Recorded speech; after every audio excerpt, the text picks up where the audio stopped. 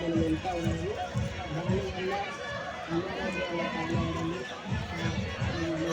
Health problems రావడము, కొత్త జబ్బులు రావడము, ఈ విధంగా మనకు కరెక్ట్ గ్రీనరీ లేకపోవడం వలన భూగర్భ దిశగా మనం వెళ్ళడం జరుగుతూ ఉంది. దీన్ని కాపాడుకోవడం మన చేతుల్లోనే ఉంది.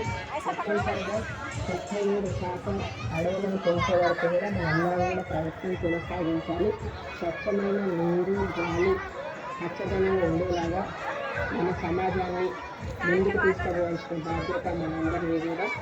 ఈరోజు ఫారెస్ట్ డిపార్ట్మెంట్ సిబ్బంది ఏదైతే ఉందో అడవులను కాపాడడానికి, సంరక్షించడానికి, పెంపొందించడానికి వాళ్ళు చేస్తున్న కృషి చూస్తూనే ఉన్నాము.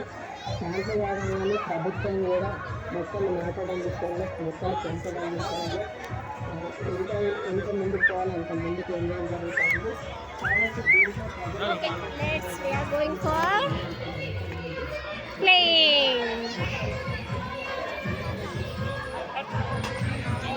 We are going for